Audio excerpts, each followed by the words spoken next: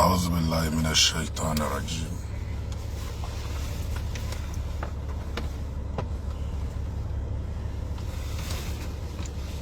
بسم الله الرحمن الرحيم.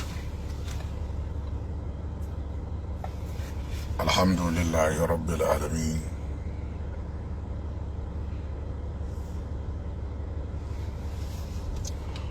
والصلاة والسلام على أشرف خلق الله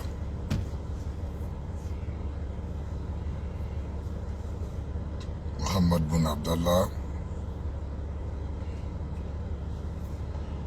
وعلى آله وصحبه وسلم آمين.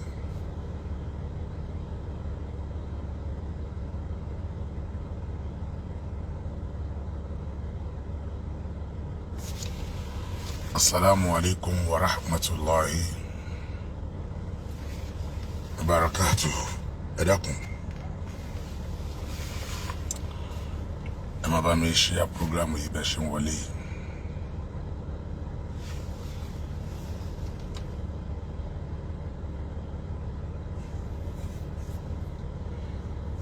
يا àwọn èèyàn tí ń wọlé sórí program o, ẹ máa bá mi pín káàkiri, ẹ bá mi invite àwọn èèyàn wá sórí ẹ̀.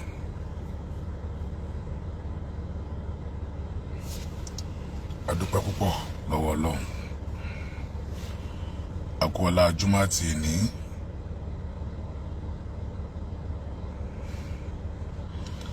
a ṣe ọ̀pọ̀lọpọ̀ Jímọ̀ láyé àti láàyè.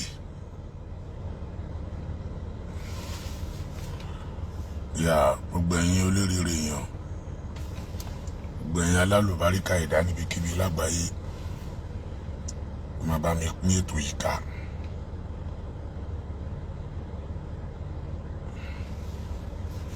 Alhamdulillah, alhamdulillah, alhamdulillah rabbil alamin.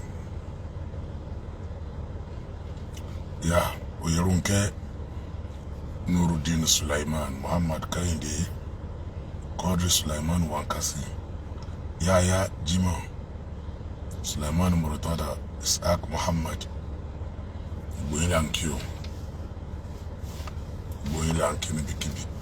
níbikíbi lágbàáyé. Balógun Taofik Ọlálékan ọmọ Àfà Alárọ̀ Àṣìyà, ẹ káàbọ̀ sí orí ètò wa. Ọlọ́run a dúpẹ́ o. Ọlọ́jọ́ Kamarudin gbogbo yín là ń kí ẹ káàbọ̀. Ibrahim Bello Ọlọ́run má bínú sí wa o. Murtada Akande Abdulgani Shola Ajibola Muhammad Abubakar Adekunle Said Ojulari Ajibola Dr. Sababi Sheikh Abdulkarim Atawab Prince Adeoye Abdulhamid Nabayo Yusuf Nation Man Zakaria Asuleha Kikelomo Yaduru Jayem Folashade Ọlọ́run má bínú sí wa. Alaba Olúwakẹ́mi Ọlọ́run jọ̀ọ́ má bínú sí wa. Ọlọ́run jọ̀ọ́ abẹ́ nínú àánú rẹ̀ má bínú sí wa. Dáwọ́ bínú ẹ̀ dúró lórí wa. Jọ̀ọ́ dákun lọ́rọ̀ Ọlọ́run bá gbà. Àtàtà Bámidélé Awwalẹ̀ Imam Apáná alọ́wọ́sálà. Alhaji tí Abdulrazak Bíjì Ọlá Ìṣọ̀lá Ya Amira Abu Abdul Karim Abawa Kadiji Shuaib Al-Khalifa Ahmad Ajibola Abdallah Garba Nuruddin Adigun. Tó ẹ jẹ́ a sáré lọ ibi tí a ń lọ pàápàá lórí ọ̀rọ̀ kéèsì Ta Lọ́lọ́hun. Ìyẹn ló jẹ́ kí n sọ Ọlọ́run má bínú sí wa. Cause àwọn kan ò gbà yí pé gbogbo ohun tó ń ṣẹlẹ̀ yìí ó jọ gàtí kò jọ gàtí. Ọláyọdé Ibrahim Ọlọ́ngbẹ́bẹ̀ Alima Akodo nífẹ̀ẹ́ mi ọmọ mi ńkọ́. Àwọn èèyàn ò gbà yí pé ọ̀rọ̀ yẹn ti ń jọ bí ìbínú Ọlọ́run. Ẹ kí n jókòó dáadáa. Ọ̀rọ̀ yẹn ti ń jọ bí ìbínú Ọlọ́run. Sheikh Munaba fa Murtada Ali Baba Ọlọ́run jọ nínú àánú ẹ̀ kó má má bínú sí wa. Aya kan nínú Al-Qur'an òun ni mo fẹ́ kí gbogbo wa ká gbọ́ yé lálẹ́ yìí.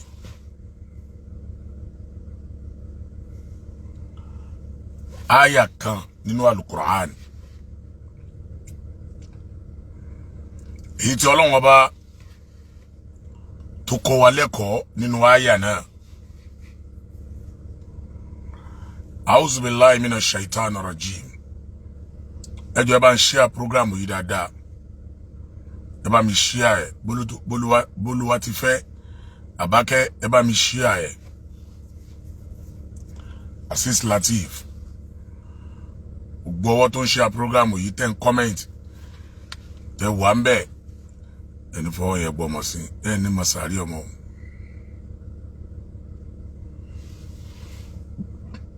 Jimba Olohun Toyin, brother mi. Tani Olohun.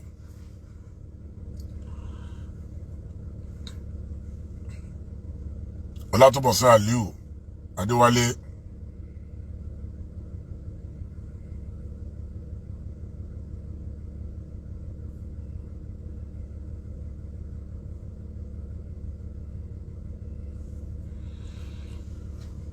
Darul Birri. Alhaji Mukhtar Lanase. Ọlọ́run sọ wípé Bismillahirrahmanirrahim. Ibrahim Jibala. Olúwa ní fama yuhini Allahu. Fama lahu min mukrimin. Inna Allaha yaf'alu ma yasha. Ọlọ́run ní ma yuhini Allah. Gbogbo ẹni èmi Ọlọ́run bá yẹ̀yẹ́ láyé. Gbogbo ẹni èmi Ọlọ́run bá sọ dẹni yẹ̀yẹ́ láyé. Gbogbo ẹni tèmi Ọlọ́run bá ti tẹ́ ní àbùkù fún. Gbogbo ẹni tèmi Ọlọ́run bá sọ pé yóò ṣẹ̀sín. Gbogbo ẹni tèmi Ọlọ́run bá sọ pé àníṣẹ́ yóò dẹni yẹ̀yẹ́. Fama lahu min mukrimin. Ọlọ́run ní kò sẹ́ni náà nínú ayé yìí tó lè daṣọ àpọ́nlé bò.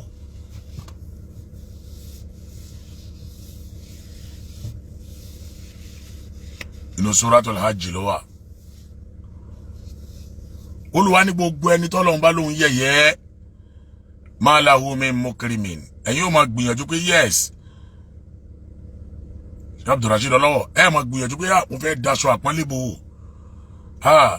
Bó ni ó ṣe jáde kó níbi tó wà. Báwo ni ó ṣe gbìyànjú ó dá yín tẹ́ ń bínú ẹ má bínú mọ́. Ó dá gbogbo yín ẹ dáwọ́ bínú yín dúró. Ẹ má bínú sí má ẹ foríjìn. Ọlọ́run ní ma lahu min mukrimin. Bẹ́yìn bá lẹ foríjìn. Èmi Ọlọ́run sọ pé ní àbùkù ni. Ẹ tó bẹ́ẹ̀. Àfáànú yín, olówó inú yín, ọlọ́lá inú yín, ọba ìlú yín. Gbóyín lápapọ̀, ọlọ́pàá inú yín, adájọ́ inú yín. Ẹ tó bẹ́ẹ̀. Fama lahu min mukrimin. Kò sẹ́ni náà. Sẹ́ni náà tó lè daṣọ àpọ́nlé bu ẹni Ọlọ́run bá ń bínú sí.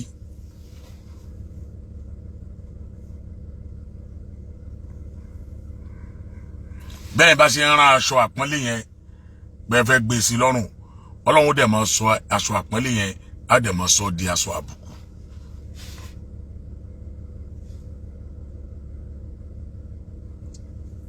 Ṣé ṣàkóra yìí o ara wọn sálẹ̀ ni.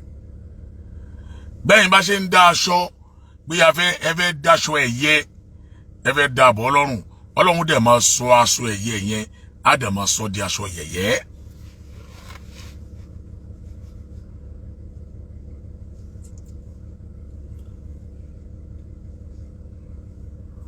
Ma yuhina Allah ẹni Ọlọ́run bá ní mo ṣetán àti yẹ̀yẹ́. Fama lahu min mukrimin. Ẹnìkan ò ní lè daṣọ àpọ́nlé bò.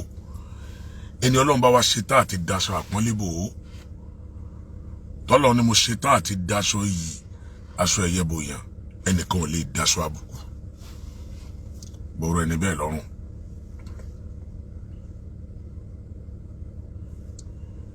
ẹ̀rí pọ̀rọ̀ yìí tí wọ́n ń jọ bẹ́ẹ̀ báyìí kullama awqadu an-nara lil-harbi atfa'aha Allah wa yamkuruna wa yamkuru Allah wallahu khayrul makirin.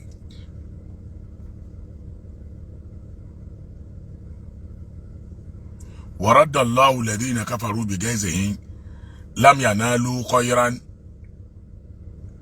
wa kafa Allahu al-mu'minina al-qitala wa kana Allahu qawiyyan aziza.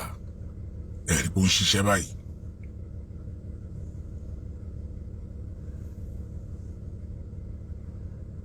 àbẹ́ẹ̀rí pé ó ń ṣiṣẹ́. wa inna jundana lahumul ghalibun. ṣẹ́yìn gbàgbé ni. wallahu ghalibun ala amrihi walakinna akthara an-nasi la ya'lamun. summu bukmun fahum la yarjun. La ilaha illallah.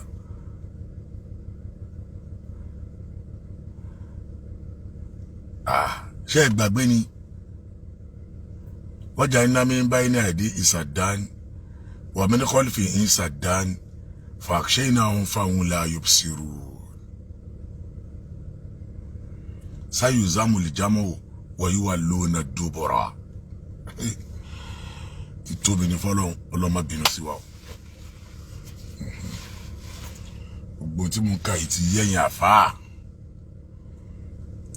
ẹ bá mi tẹ love, like and share.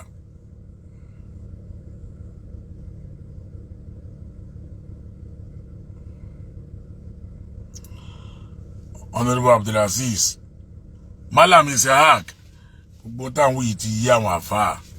ẹ bá mi tẹ love. dárí ẹdùn ẹnà ẹ̀wọ̀n tó ṣẹlẹ̀ lé ní ẹja analyze fídíò yẹn.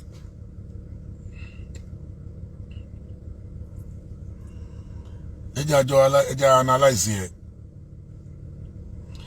èmi sọ fún yín ẹ má gbàgbé o mo ní kí ló dé tẹ̀yìn èèyàn rí báyìí.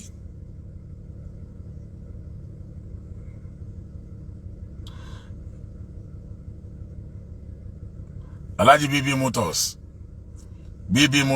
you are welcome, sir. Mo sọ̀rọ̀ kan lórí program yìí mo ní ìyá Ta Lọ́lọ́hun olórí ẹbí Ta Lọ́lọ́hun ẹ̀yin méjèèjì ẹ pè mí níjọ́ náà lọ́hùn kó tó pé mo decide pé mi ò ní dá sí mọ́ tẹ́ ẹ bá gbàgbé.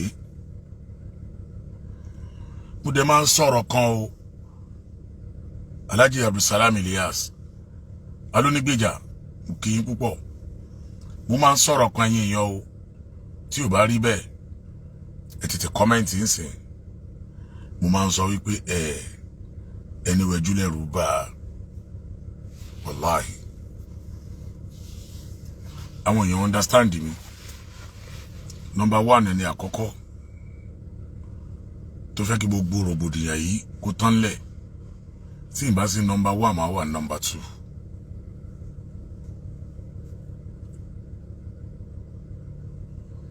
tó ti bí mo ṣe wá ń ṣe program tó tí màá tún fún wọn ní expo tó tí màá tún ṣe báyìí tí màá tún ṣe wọ́n tún attack mi náà ni.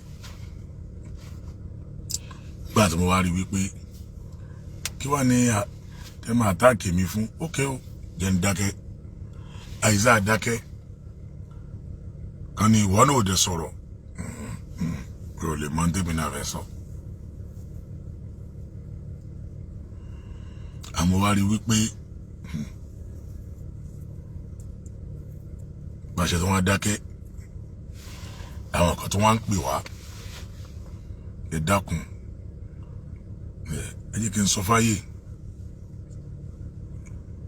ìbí gbìyànjú ìyá Ta Lọ́lọ́hun ìyá ẹ̀ ẹ má jẹ́ ká fi ọmọ rẹ̀ dájọ́ kì í máa ṣe àjọ kú Ta Lọ́lọ́hun mà ní kú ẹni tó bá forí ẹ̀ fagbọn kò mà ní dúró jẹ níbẹ̀. Abiyamọ nìyá yìí, ìyá òkè ẹ ti bẹ̀bẹ̀, àbúrò ti bẹ̀bẹ̀, ẹ̀gbọ́n ti bẹ̀bẹ̀. Ókè ẹjẹ́ àti ẹ̀kọ́kọ́ gbàgbé gbogbo ìgbà tẹ́ ẹ̀ ti ẹ̀ bẹ̀bẹ̀ yẹn. Ohun tó yẹ kẹ́ ẹ ṣe nísìnyí ẹ ti ṣe. Ẹ ti bẹ̀bẹ̀, ẹ sunkún, ẹ gbára dálẹ̀ gẹ́gẹ́ bí abiyamọ. Olórí ẹbí bẹ̀bẹ̀, àbúrò yín lóbìnrin bẹ̀bẹ̀, Ibrahim tó jẹ́ gbọ́n Tani Olohun náà tún padà bẹ̀bẹ̀.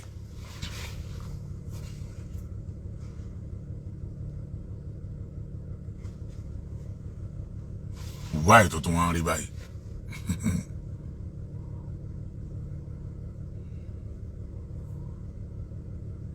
Kí ló fa èdè òyédè láti bí ìjẹta látọ̀n di 17? Ẹ̀yin yẹn má gbàgbé o, on the 17 lọ́jọ́ àkọ́kọ́ tó kọ́kọ́ àárẹ̀ Tani Olohun 17th of August tọrọ rẹ̀ ti kọ́kọ́ rí báyìí. Why tó wá jẹ́ pé on the 17 tá a wá sáré pé wọ́n tún wá gbalẹ̀ tó tún wá jẹ́ the same on the 17th of October ọ̀rọ̀ bá tún dàrú. Ẹ sì fura.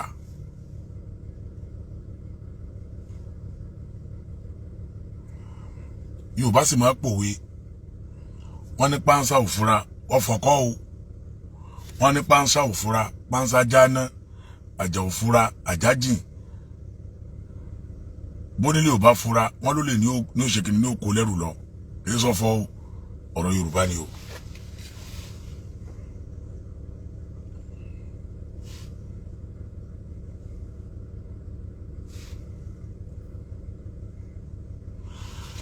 Ẹni ló pé 66 days tí Abdulaziz Adébọ́lá tó wà ní remind bailable offence. Bailable offence. Ọ̀ràn tí Tani Olohun dá, ẹ̀sùn tí wọ́n fi kàn án, sorry, kò tí ì di ọ̀daràn. Ẹ̀sùn tí wọ́n fi kàn án, ẹ̀sùn lábẹ́ òfin tán lè béèlì ni.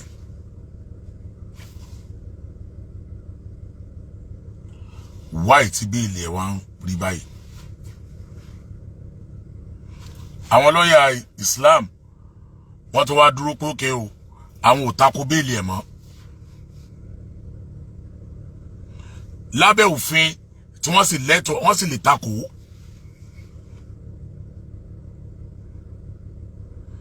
Àwọn ò tako béèlì ẹ̀ mọ́ kó máa gbalé wá jẹ́jọ́.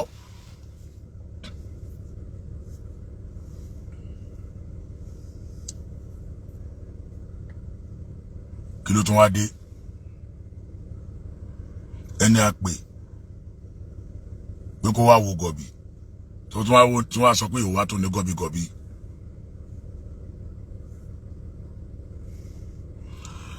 Mo máa béèrè àwọn ìbéèrè kan lọ́wọ́ àwọn amòfin wa lálẹ́ yìí tọ́lọ́run bá ní kí wọ́n wà available láti lè bá wa sọ̀rọ̀.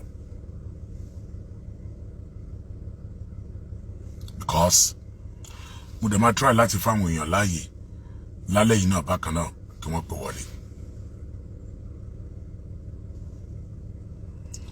Mo ń wo program àwọn èèyàn, mo rí láwọn kan tún comment bẹ́ẹ̀ pé ẹ̀yin ará Ìlọrin ẹ ṣe rí báyìí free Tani Olohun náà, ẹ̀ẹ́dẹ̀ fi Tani Olohun lẹ̀, ẹ̀ẹ́dẹ̀ ṣe kíní kan, ẹ ṣe níkà báyìí, ẹ̀yin náà bí amọ̀dẹ̀ níyìn, ẹ̀yin náà dẹ̀ bí wọn, ẹ dákun. Sára Ìlọrin ló gba Tani Olohun mú báyìí.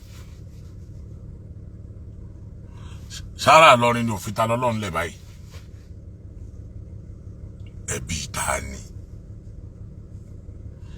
Ìyàwó Alájà Medina ti bá ń kẹ́, you are welcome ma. Ẹbí ta ni? Ẹ jẹ́ gbọ́. Assalamu alaikum warahmatullahi wabarakatuh. Wa alaikum salam warahmatullahi wabarakatuh. Àwọn lọ́yà wa wọ́n ní ìfàní àti dárúkọ ara wọn látòrí ẹni tó lè kí tíìmù. Bàbá ẹ dákun ẹ dárúkọ yín fún àwọn aráalé. orúkọ mi ní US Imam. Ó possible kí wọ́n ti wo kó ti wo fídíò lóríṣiríṣi o. Kó ti wo lóríṣiríṣi page o. Gbogbo nta ń wò yìí ó possible tá fẹ́ play kó ti wo o. Ṣùgbọ́n a máa analyze ẹ̀ fún wọ. Wọ́n kàn máa wò lérè fè báyìí ni. Àwa wò analyze ẹ̀. Tá bá dé analyze ẹ̀. Èyí tó ń wò lọ́ọ̀kan ni kò ní yí ọ dáadáa bí ká analyze ẹ̀. Ní ẹgbẹ́ ọ̀tún wọn níbí bàbá wa AH Usman yára. Má pè mí anybody tó ń pè mí yẹn kó stop báyìí o. Bá lọ pè mí o lè block number o. Àwọn wà níbí báyìí. Bákan náà Ejo Ibrahim Ọ̀dẹ̀dẹ̀lẹ̀ ẹ dákun ní kúkúrú torí àsìkò ojú wọn ti tó. Torí ó fẹ́ kí. Who is this? Hello. Naam, Tani yẹn. Mo wà lórí program. Kí ni nǹkan tẹ́ fẹ́? Mi ní gbé kọ́ọ̀lù ẹ o. Mi ní gbé kọ́ọ̀lù ẹ tó bá sọ nǹkan tó fẹ́.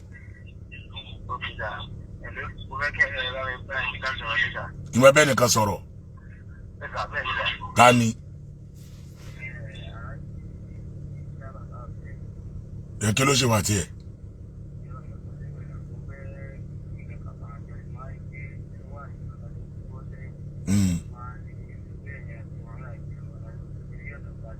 Kí ló fẹ́ lọ́dọ̀ rẹ̀ mi ò lè bá sọ tí tó bá kí ló fẹ́. Okay, ẹ ti bá ṣe tán mo bẹ̀ ṣó mọ̀ ẹ́ tẹ́lẹ̀. Òun follow ẹ ní Instagram or main anything. So ti bá chat. So ti fún ẹ number ẹ. Okay, tí n bá pa àmì ìwọ náà ní ṣòfò. Tí n bá parí program á pè ẹ́. Má pè mí sí o mo ń ṣe program lọ́wọ́ o. Má pè mí o. Má pè mí sẹ́ má pè fún ara mi. Má pè mí o, má pè fún ara mi.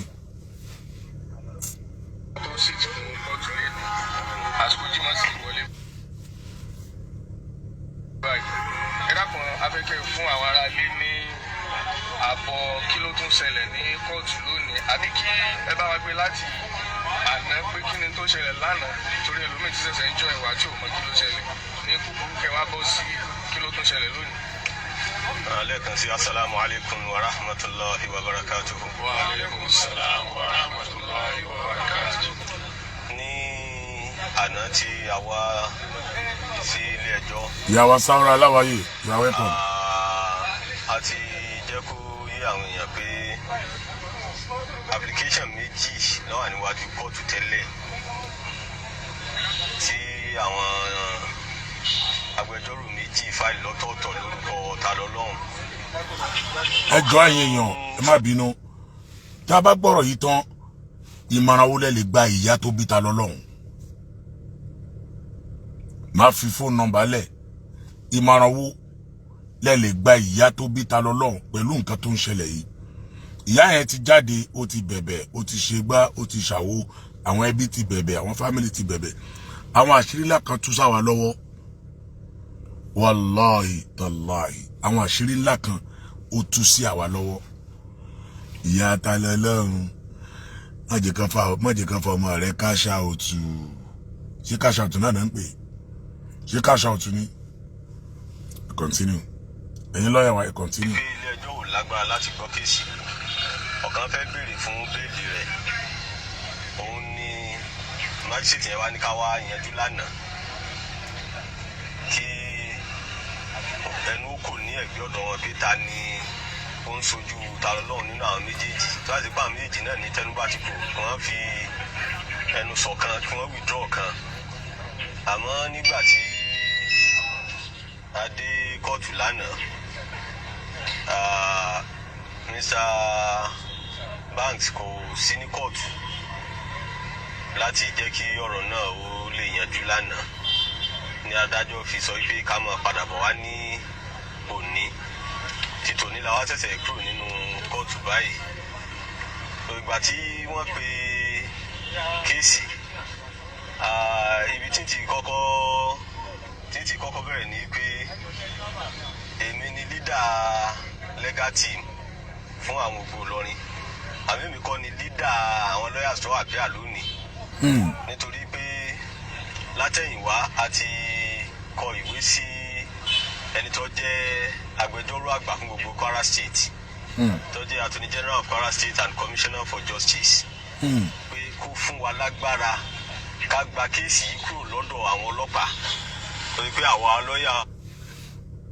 ẹni wẹ̀jú lẹ́rù bá mo ti ń pariwo tipẹ́ ẹni wẹ̀jú lẹ́rù bá ẹni wẹ̀jú lẹ́rù bá ẹ ṣe ń tó tọ́ lásìkò bí nǹkan bá ti ń pẹ́ jù Haji Lukman you are welcome Babatunde Jibril you are welcome tí nǹkan bá ti ń pẹ́ jù ó máa ń gbọ́n mọ́ ni lọ́wọ́ ni ẹ̀kẹ́ mi bí bọ́ọ̀lù oníke yìí ẹ̀kẹ́ mi bí bọ́ọ̀lù oníke àdúmí ìta lọ́lọ́run tó lẹ́kẹ́ Al-Fulani bí ẹ̀kẹ́ bọ́ọ̀lù oníke bí brọ́dà mi bí nǹkan bá ti ń pẹ́ jù ó máa ń gbọ́n mọ́ ni lọ́wọ́ ni ké ẹni wẹ̀jú òun lẹ̀rú ń bà. gbogbo Ìlọrin lámọ̀ ṣe kéèsì yìí lọ. kéèsì yìí ọlọ́pàá ni ó jẹ́ prosecutor kéèsì yìí o ọlọ́pàá òun ló jẹ́ prosecutor kéèsì yìí torí pé àwọn ògo Ìlọrin náà lọ fi ẹjọ́ Tani Olohun sùn wípé òun insert public disturbance pẹ̀lú àwọn fídíòsì ẹ̀ àwọn ọlọ́pàá ò dẹ̀ fẹ́ kí wàhálà ṣẹlẹ̀ láàrin ìlú lọ́lọ́pàá fi gbé wálé ẹjọ́ lọ́yà àwọn ọlọ́pàá òun lẹni tí ó ń ṣe kíni tó ń prosecute kéèsì yìí àwọn lọ́yà ògo Ìlọrin wọ́n ti wá lọ wọ́n ti kọ lẹ́tà sí Attorney General of Kwara State tí wọ́n jẹ́ Commissioner for Justice pé kí wọ́n gbé kéèsì yẹn lé àwọn lọ́wọ́ àwọn làwọn fẹ́ gbà kó lọ àwọn ọlọ́pàá láti máa prosecute kéèsì yẹn lọ ẹni wẹ̀jú òun lẹ̀rú bá. wọ́n sì fún wa. Attorney General dẹ̀ ti gbé agbára lé wọn lọ́wọ́ báwọn nìkan máa ṣe kéèsì yẹn lọ ẹni wẹ̀jú lẹ̀rú bá. ìyá Tani Olohun come closer.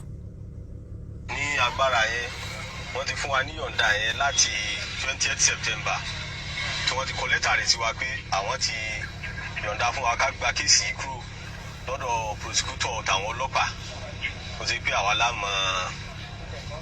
lámọ̀ prosecute orúkọ ẹni tá a ti gba lẹ́tà jáde torí àwọn dí kan sí dí mi láàrin ara wa òun náà ní lọ́ọ̀yà Hussaini tó lídì àwọn tó ẹ̀rí pé mi kà jókòó kalẹ̀ ni òun ni wọ́n fi lẹ́tà yẹn fún wa ní orúkọ rẹ̀ wọ́n fi fún wa ní lẹ́tà yẹn pé ká gba kéèsì yẹn kúrò ní ọ̀dọ̀ àwọn ọlọ́pàá yíò ti kọ́kọ́ lọ láàrin ọlọ́pàá àti àwọn ọkọ̀ ti ṣáìdì títí wa tá a jẹ́ lọ́yà àtàwọn ògo Ìlọrin kọ́ọ̀tù sì ní pé tí òun fi sọ òun ni pé nígbà tí wọ́n ti fún wa ní lẹ́tà yìí àwa la lẹ́tọ̀ọ́ láti máa bá kéèsì yìí lọ so bẹ́ẹ̀ èyí sọ wọ́n á fi sọ fún gbogbo abáyé pé láti òní yìí lọ báyìí àwa lawyers láàmú prosecute. Sorry. kò sí nǹkan tó kàn. Okay, Mr. Abdulaziz olóko Tani Olohun Adébọ̀wálé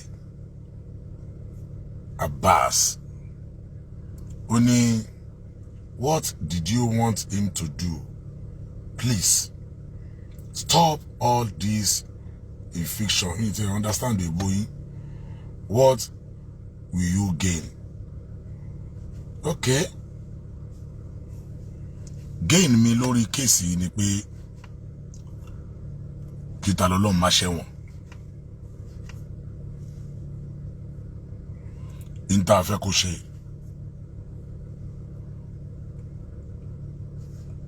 Àwọn ẹbí ẹ̀ mọ̀ tó yẹ kó ṣe.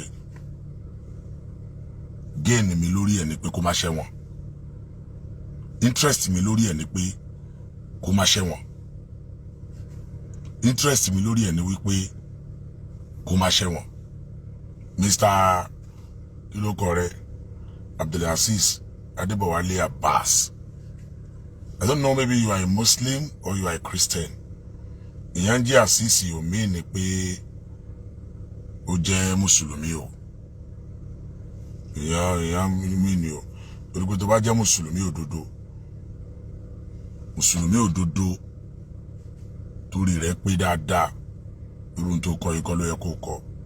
Mùsùlùmí tó mọ Ọlọ́run tó sì fẹ́ àlàáfíà fún Islam tí wọ́n dáná sun Kùránì tó fọ́ tó gbàgbọ́ pé wípé ìwé òfin òun nìyẹn kò yẹ kó kọrú nǹkan tó kọ yìí. Mr.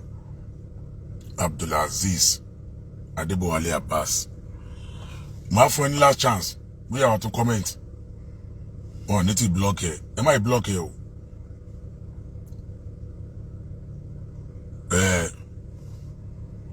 Ẹ má block ẹ o, because tẹ́ bá block ẹ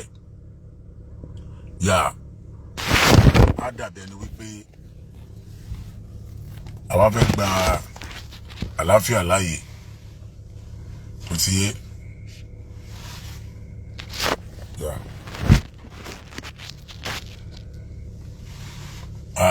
Àwa ò tó bá dẹ̀ jẹ́ ni tí làákàyè rẹ bá kún dáadáa tó bá wọ prógámù wa tá à ń ṣe láti ilẹ̀ tẹ́lẹ̀tẹ́lẹ̀ náà, gbogbo àwọn tí ò yẹ ká máa sọ gan la máa ń fún wọn lẹ́sìpó ẹ ṣe báyìí ẹ jẹ́ àṣe báyìí ẹ jẹ́ àṣe báyìí. Ti Mr. Asis Adebowale, ẹ má block ẹ o, ẹ jẹ́ ká máa bóyá yóò tún kọ́mẹ́ǹtì míì. Ọ̀rọ̀ yìí búkọ́ lélẹ́yìí ní tó bá ti gbé wá lágbè fún ọ. Àwọn ọlọ́pàá nípa rẹ̀ mọ́.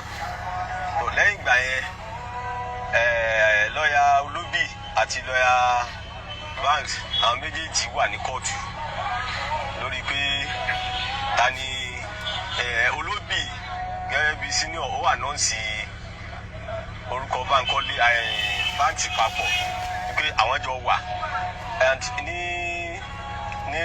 ní practice and procedure tí lọ́ọ̀yà kan bá ànọ́ǹsì 100 lawyers lọ́ọ̀yà tó lídìí wọn òun ní ọmọ ẹgbẹnusọ.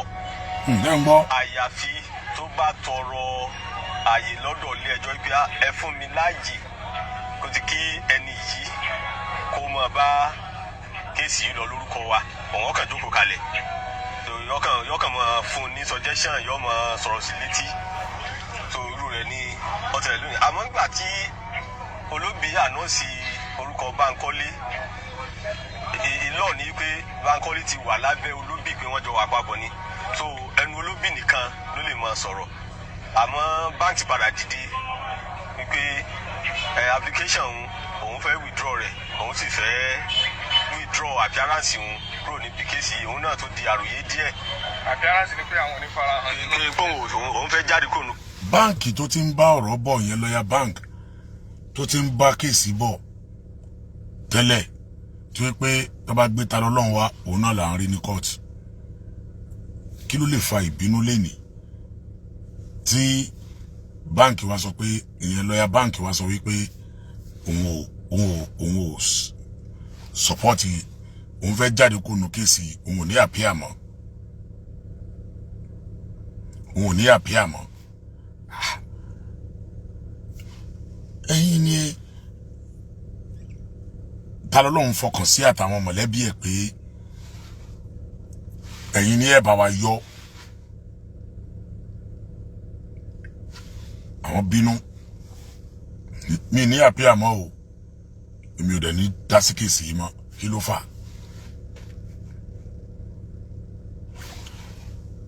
Lọ́yà Olóbì àti bank àwọn méjèèjì àtàwọn bíi mélòó kan la rí gẹ́gẹ́ bí lọ́yà Tani Olohun kí wá ló fà. Ṣé wọ́n jà iná mi bẹ́ẹ̀ ní àdìs àdáni o àbí wàá yín nàjú dáná làwọn ọmọlẹ́gà àlebò níbo la fẹ́ wá sí àbí wallahu ghalibun ala amrihi walakinna akthara an-nasi la ya'lamun àbí hasbunallahu wa ni'mal wakil wa ni'mal mawla wa ni'man nasir níbo ni ká wá sí.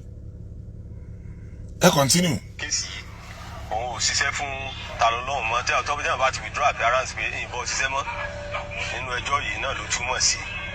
So ìyẹn náà tún di àròyé láàrin àwọn méjèèjì kọ̀ọ̀kan wa nígbà tí kóòtù ti gbà yí pé ẹni tó bá líìdì òun ló lẹ́tọ́ àdìgbẹnusọ fún gbogbo àwọn yòókù tó kó sẹ́yìn lórí bí tí wọ́n ti gbọ́ra wọn yé kóòtù bá dìde pé ká mú déètì mi kí wọ́n fi lọ tún lé wọn tò láàrin ara wọn so àìdílé wọn tó láàrin ara wọn òun ni ó jẹ́ kí a tún rí application move lónìí.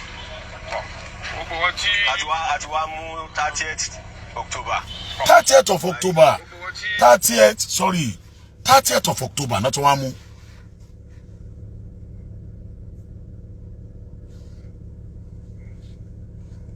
On the 30th of October lọ́mọ yẹn tó yẹ kó jáde lánàá kí wọ́n fún ní bẹ́ẹ̀lì lánàá tó bá fún ní bẹ́ẹ̀lì lánàá bail condition ẹ̀ tọ́lọ́n bá ní kó meet ẹ̀ bí ò bá jáyé lánàá ó yẹ kó kú ń bẹ̀ lẹ́nìí tó bá dẹ̀ ti meet bail condition ti upper area court tó ti fún kéèsì ó ní kéèsì kan ní on the 24.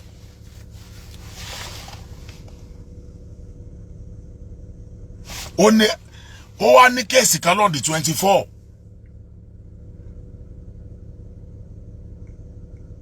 pẹ̀lú Afalabi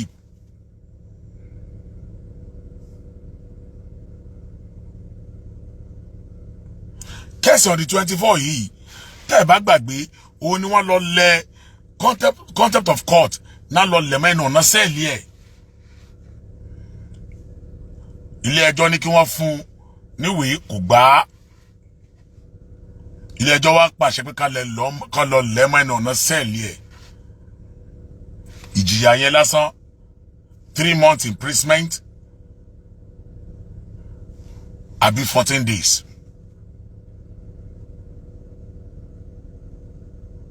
ìyẹn wà lẹ́ àfresh o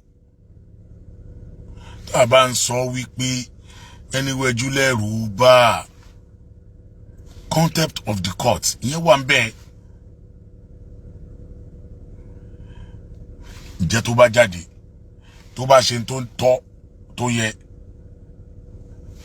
wọ́n ní gbàgbé gbogbo ẹ̀bẹ̀ tí màmá Ta Olohun bẹ̀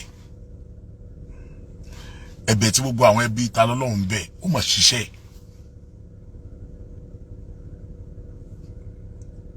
mo wá rí dájúdájú pé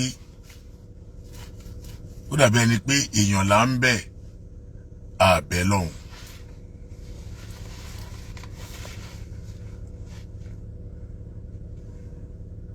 ó dà pé èèyàn là ń bẹ̀ àbẹ̀ lọ́hùn.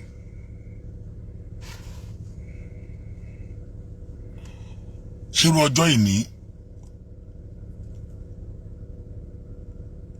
irú ọjọ́ ìní ló yẹ kí aáwọ̀ tún ṣẹlẹ̀ láàrin àwọn lọ́yà.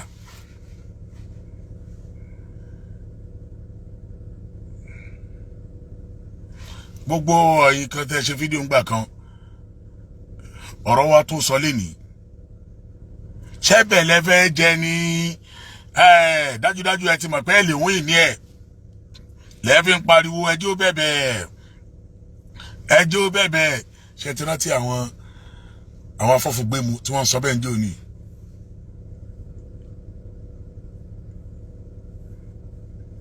ṣẹ́bẹ̀ lẹ́fẹ́ jẹ èèyàn ẹ ti rí wípé bá ṣe ń pariwo ẹjọ́ bẹ̀bẹ̀ ẹ ti pọ́ sí mọ̀ àwọn ò lè wí ní kéèsì yẹn. okay kálukú wá dákẹ́ ní ìsìnkú òkè tún tó kàn wá pẹ̀lẹ́bẹ̀ mọ́ ẹ̀yin ló wá kù tẹ́ bẹ orí ara yín báyìí ẹ̀yin ló wá kù tẹ́ bẹ orí ara yín ọ̀nà tẹ́ gbà tẹ́ fi gbà bẹ orí ara yín ni wípé ẹ lọ bẹ àwọn lọ́yà yín méjèèjì.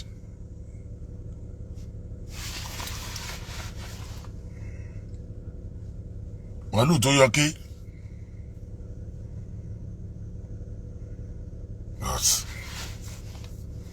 gbogbo ẹni bá jólódodo láyé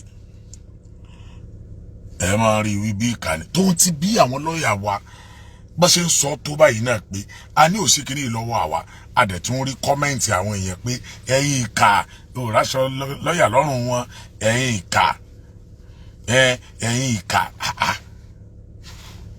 ẹjọ́ ẹ̀yin èèyàn máa fọ́ ni o ìkàmà láwọn èèyàn àwọn èèyàn ọpọlọ àwọn ẹlòmíín máa ti sùn lẹ̀ tipẹ́tipẹ́ o wọ́n ń sọ wípé aláwọn lọ́ọ̀yà yín lóde wọn ò yédè ẹ̀rẹ̀ tó ń bú ebú.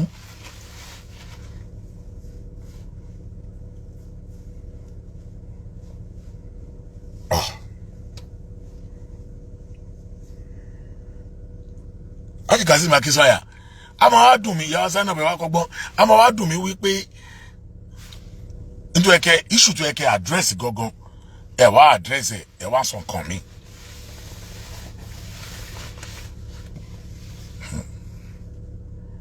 ọmọ sọ tójú rẹ̀ ò tún lé confam lélẹ́yìí tí ọ̀ ń gbọ́ yìí àwọn àfáà lọrin ni àwọn lọ́ọ̀yà lọrin ni adájọ́ sí kíní kan tó ọmọ sọ tójú rẹ̀ ò tó òdodo ọ̀rọ̀ ni ọ ti gbọ́ yìí àmọ́ ní àfikún láti ọ̀dọ̀ bàbá wa Yar'Adua barista Yar'Adua ẹ̀yin ló ní nǹkan ọ̀kan sí méjì tí ẹ fẹ́ fi kún ọ̀rọ̀ yìí bismillah.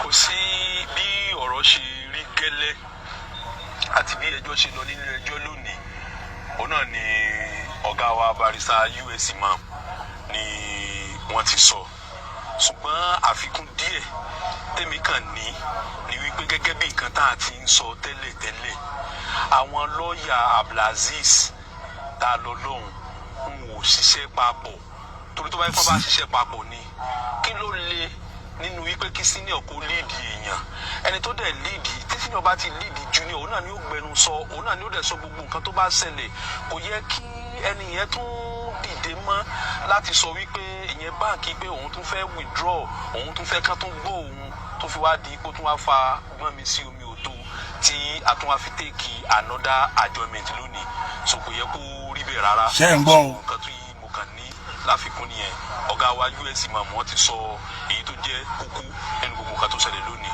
alhamdulilayi a dúpẹ́ fún yín.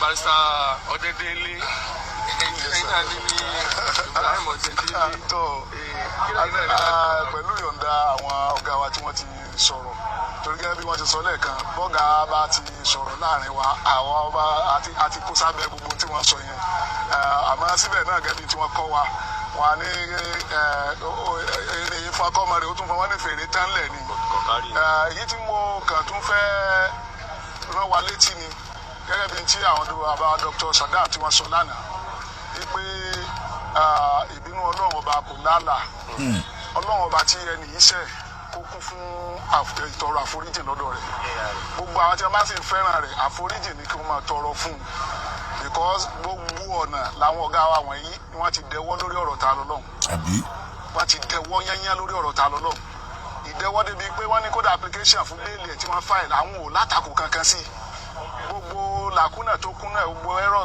wọn là àwọn fún gbogbo àníwì kẹ̀kẹ́ tí wọ́n kàn gbà jáde náà lókù tó tún wá sí gbọ́dọ̀ wọn náà ní wọ́n ti tún wá ń fa mọ́mi sí ogun odò tó báyìí ẹ rí i pé ọ̀rọ̀ rẹ̀ ó ní ìbẹ́lọ̀ àwọn rẹ̀ náà ti rí wọ́n ń bẹ àwọn àfáà ti gbẹ̀bẹ̀ o àwọn ogo lọrin àwọn gbogbo ọgá wọn ti gbẹ̀bẹ̀ wọ́n sì ti dẹwọ́ fún un àmọ́ kí wọ́n máa bá bẹ lọ́hùn Ọlọ́run ọba ló kù tì ń bí náà ẹwọ́rún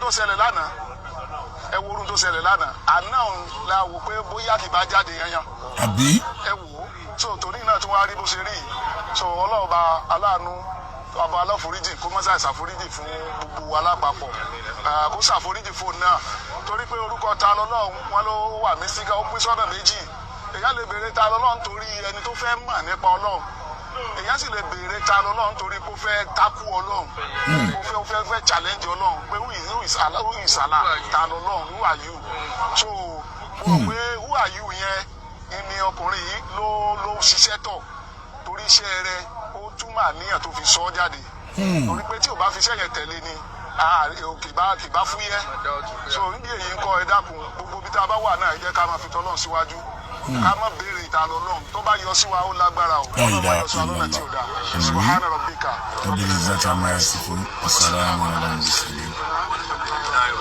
a dúpẹ́ fún àwọn lawyers wa nísìnyí a ní ìfàní láti béèrè ọ̀rọ̀ a interview lọ́ọ̀yà tó jẹ́ ti Tani Olohun barista Olóbì ẹ máa gbọ́ o àwọn ni a fẹ́ interview wa yìí barista ẹ máa bọ̀ báyìí. barista Olóbì ẹ bọ́ bí ọ̀rọ̀ kan yìí o. Assalamu alaikum warahmatullahi wabarakatuh. Wa alaikum salam wa rahmatullahi. Barista Olóbì Miftah Olóbì adúpẹ́ fún yín ní àná. Barista Olóbì ni Miftah àbá ń láàgùn torí ni torí gbogbo tó ṣẹlẹ̀ nínú kóòtù lẹ́nu wọ́n sẹ́ẹ̀dì gbogbo fídíò ẹ̀ sí mi mo kàn ń dá rẹ́rìn ni abẹ́ lè yọ ẹ̀ṣẹ́ síra wọn pé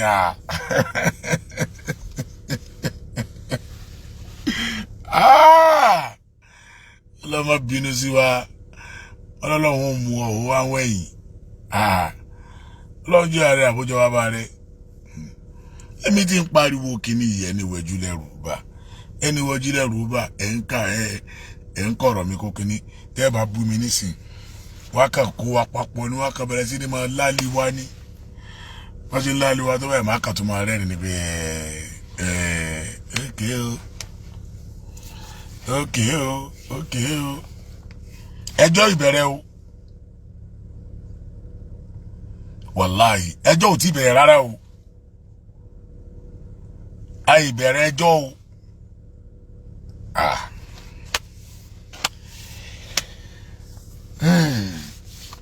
ọlọ́run kò ṣàánú. àti à ń ṣe interview fún yín ọ̀pọ̀lọpọ̀ àwọn nǹkan tí kò hàn sí wa ẹ̀yin lè jẹ́ kí ó hàn sí wa torí pé níní àná gbogbo wa là ń rò wípé ta lọ́lọ́run bẹ nínú ọkọ̀ prison tó ní accident àmọ́ nígbà tí a béèrè ìbéèrè lọ́wọ́ yẹn ẹ̀yin lẹ́jọ́ kó yé wa pé òun kankan ti dé kóòtù ìṣẹ̀lẹ̀ tó ṣe bàbá gbọ́dọ̀ fún àlọ́ sálẹ̀ láti fi dárò àwọn ẹ̀mí tí wọ́n fara pa òun ló jẹ́ kí wọ́n gbé ta lọ́lọ́run padà ló jẹ́ kí ẹjọ́ kó àpíà ní ilé ẹjọ́ lánàá. bẹ́ẹ̀ni sọ́ọ̀rì lọ́ọ̀yà tá a bá fẹ́ tẹ̀lé ọ̀rọ̀ tí bàbá àràbà yẹn sọ tipẹ́tipẹ́ ó ní wọn kì í rí ẹjọ́ ẹ bọ́ra dá ṣé èsì pọ̀rọ̀ yẹn ló ń ṣe báyìí ẹni bá mọ bàbá àràbà yẹn bá sọ fún wọn kó ní kán rí ẹjọ́ ẹ bọ́ra dá o bàbá yẹn sọ nù fídíò ẹ pé wọn èrè ẹjọ́ ẹ bọ́ra dá wọ́n á dé tán wọ́n á kí ló wà fà tán wọ́n á ti kí bàbá yẹn tọrọ yẹn sọ padà kó jọ bọ̀dá tájù tó lóun fẹ́ pé ilẹ̀ ṣáàtìmọ̀ bọ̀dá tájù tó mú nígbà ensars tí wọ́n gba dé lórí ẹ̀ báyìí tó sọ pé òun fẹ́ pe ilẹ̀ fún commissioner of police ńgbà yẹn ẹ̀jẹ̀ láti tani ilẹ̀ á pè ní àtàtì gbà tó ti pe ilẹ̀ báyìí ilẹ̀ ti wà nù traffic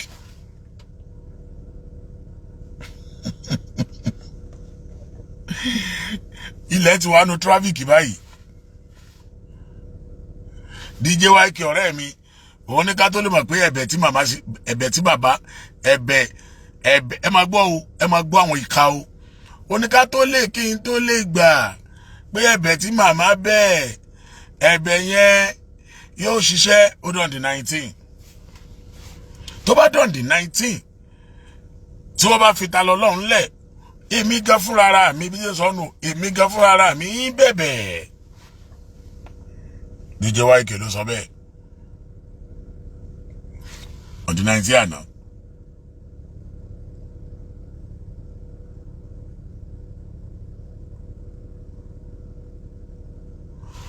ọdún 19 àná lọ báyìí DJ YK bẹ́ jáde lẹ́nu fídíò ẹ̀ tó ṣe lánàá kábíyèsí Elédùmarè ìbà rẹ ìbà kíní kan bí ṣe máa ń ka kíní ẹ̀yẹn kí n tó lè gbà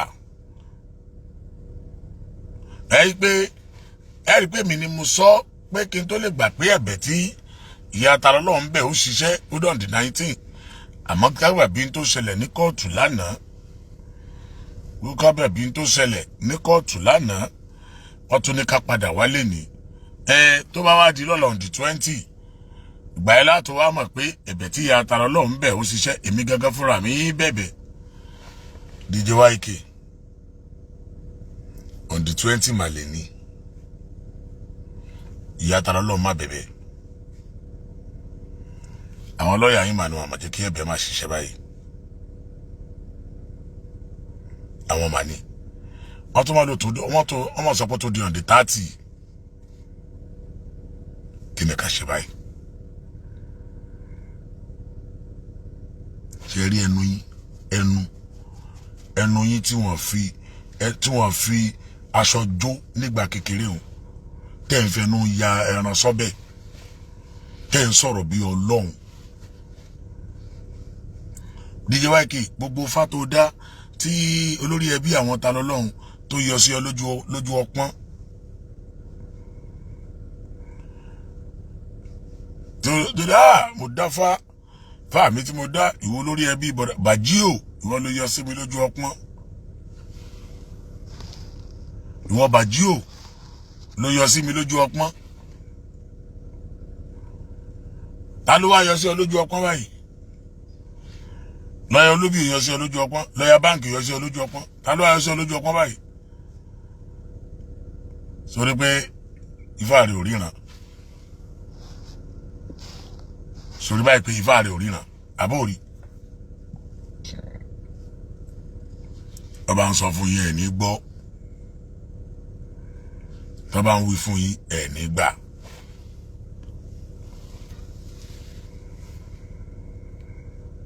Romario Bajio ẹjá máa gbọ́rọ̀ lọ́yọ̀ olóbì lọ. a ti bèrè ọ̀rọ̀ lọ́wọ́ àwọn lọ́yà tí wọ́n rẹpísẹ́ǹtì gbogbo Ìlọrin àwọn afẹ́kẹ́yìn náà sọ ní sáìdì sẹ́yìn náà kí ni tó ṣẹlẹ̀ bóyá ó jọra wọn a lè mọ èwo ní jẹ́ òótọ́ nínú méjèèjì. anyway èmi ò mọ nǹkan tí àwọn akẹgbẹ́ mi kejì tí wọ́n dúró fún Ògo Ìlọrin sọ but gbogbo aláwa nínú kóòtù àdéhùn nǹkan tó ṣẹlẹ̀ lénìí tó ṣẹlẹ̀ ní ìjẹrin lórí peter rẹ̀ ń jẹta àná náà tá a tún wá sí kóòtù náà òun náà ló tún wá lórí peter rẹ̀ lénìí tí mi ò tiẹ̀ fi ọkàn sí rárá pẹ̀lú ìfọkànbalẹ̀ ni mo fi wá sílé ẹjọ́ lónìí látàrí pé níjẹta àwọn tó gbéṣẹ́ fún wa wọ́n bá wa sọ̀rọ̀. ẹgbọ́n àrìn yẹn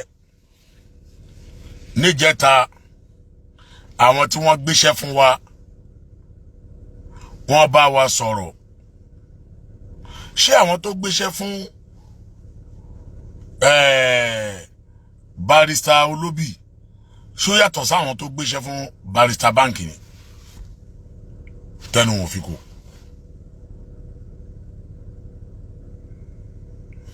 níjẹta àwọn tí wọ́n gbéṣẹ́ fún wa wọ́n bá wa sọ̀rọ̀ ẹjọ́ ẹ di point yẹn mọ́ ẹ dákun.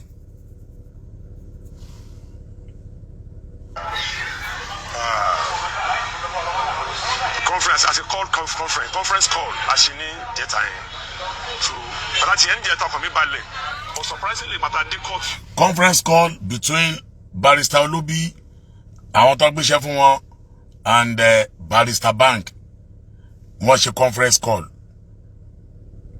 báyìí la ṣe wí o báyìí la ṣe ṣe o báyìí lọ́rọ̀ wa o bá kóòtù fà á mọ́ o ẹjẹ́ àgbà bíìlì ta lọ́lọ́run ni o tá a bá tiẹ̀ padà bá kóòtù fà á ẹ jẹ́ kí ó kọ́kọ́ ṣe kíni kó kọ́kọ́ jáde náà gbogbo tí wọ́n discuss lórí conference call tí lọ́ọ̀yà Olóbì tó ń sọ nìyẹn o ó máa tún sọ fúnra rẹ̀ o. lánàá number one ìṣẹ̀lẹ̀ tó ṣẹlẹ̀ pé mọ́tò àwọn prison ò ní wà involved in accident. Two,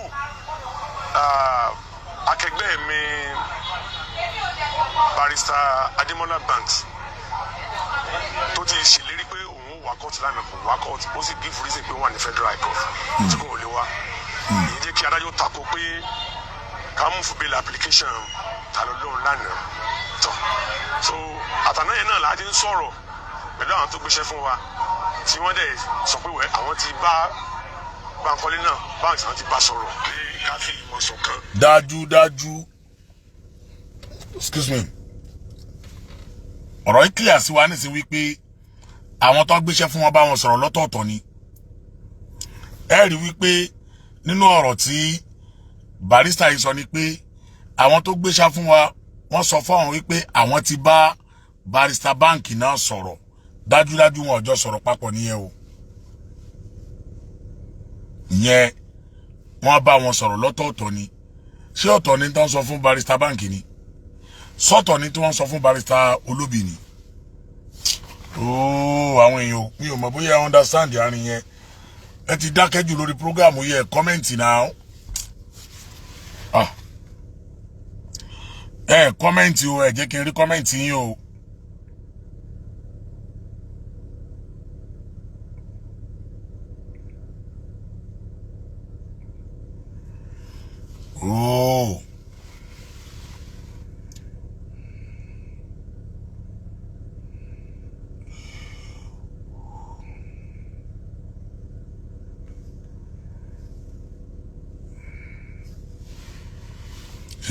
àwọn tó gbéṣẹ́ fún wa wọ́n sọ fún barrister Olóyè pé àwọn ti bá barrister bank náà sọ̀rọ̀ ṣé ọ̀tọ̀ ni tó bá barrister bank sọ ni sọ́tọ̀ ni tó bá barrister Olóbì sọ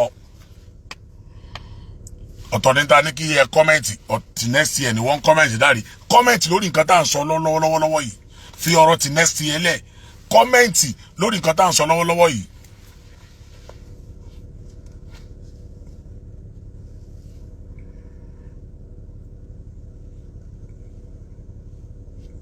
kò ní di next year ń bẹ̀ lágbára Ọlọ́run.